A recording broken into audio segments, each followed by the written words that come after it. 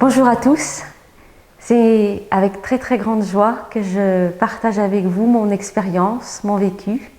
Donc je suis canal de naissance, ça veut dire que depuis aussi loin que remontent mes souvenirs, depuis vraiment bébé, eh bien je perçois des choses du monde de l'invisible, des êtres de l'astral, des anges, des archanges, des êtres qui me sont apparus, des fois qui me parlent ou des fois qui passent devant moi et j'expérimente avec eux les autres mondes.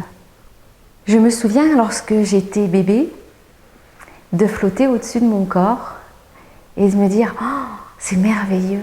J'avais ma mère qui me poussait dans un landau, c'était sur les quais de Saône à Lyon et je flottais au-dessus comme ça avec les grands arbres qui étaient sur les berges et je me disais mon Dieu que c'est agréable d'être ici. Et hop, je rentrais dans le corps, et hop, je ressortais. C'était extraordinaire.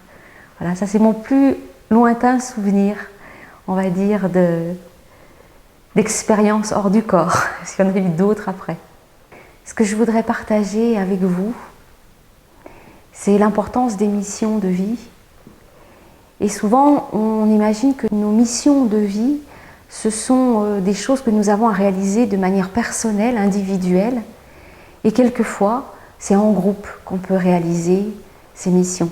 Et ça, pour moi, c'est ce qu'il y a de plus merveilleux, parce qu'on est en alliance avec les autres, on est en alliance avec des projets qui nous dépassent et dans lesquels on peut être impliqué et qui font qu'on se sent grand, large, puisqu'on adhère à des mondes différents.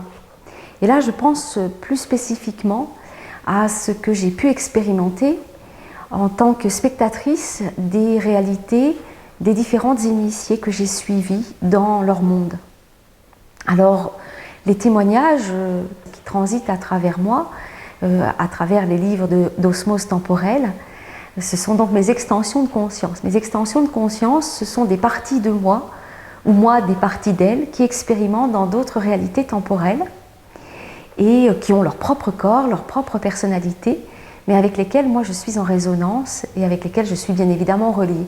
Cela signifie que leurs expériences deviennent les miennes et inversement. Alors le premier témoignage que j'ai reçu, c'est celui de Fedora. Et on peut dire que le trait commun de ces différents témoignages, c'est l'environnement dans lequel ces grandes initiées évoluent. Alors Fedora, en Grèce antique, elle est dans un temple